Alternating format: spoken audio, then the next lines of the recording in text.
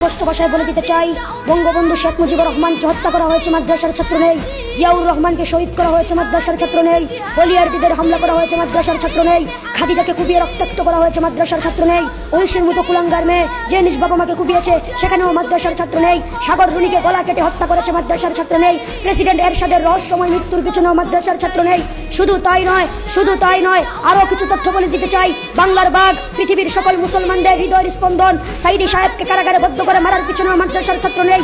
সোনালী bank চুরি হয়েছে, মাদ্রাসার ছাত্র নেই। হিজাব ব্যাংক ডাকাতি হয়েছে, মাদ্রাসার ছাত্র নেই। হল মাফ কেলেঙ্কারি হয়েছে, মাদ্রাসার ছাত্র নেই। শেয়ার বাজারে দুর্নীতি হয়েছে, মাদ্রাসার ছাত্র নেই। ইউরোপ আমেরিকাতে অর্থ পাচার করে আজ দেশটাকে দেউলিয়া বানানো হচ্ছে, মাদ্রাসার ছাত্র নেই। কানাডাতে নিজের দেশের টাকা পাচার করে বেগমপাড়া বানানো হচ্ছে, মাদ্রাসার ছাত্র নেই।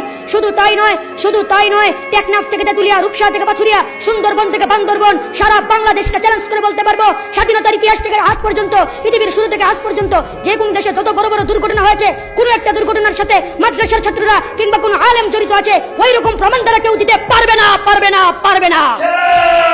গুগলে দালাল আইন 1972 লেগে চার্জ দিলে আপনারা দেখতে পাবেন, বঙ্গবন্ধু দালাল আইনের আওতায় সারা দেশে 74টি ট্রাইব্যুনাল করেছিলেন, যেখানে 37,441 জনের নামে মামলা করা হয়েছিল।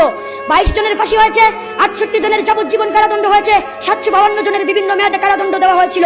আশ্চর্যজনক হলেও সত্যি হলো, 22 জন, 68 জন, 752 জন, এমনকি 37,441 জনের মধ্যেও ইসলামিক কোন নেতা বা আলেম নেই।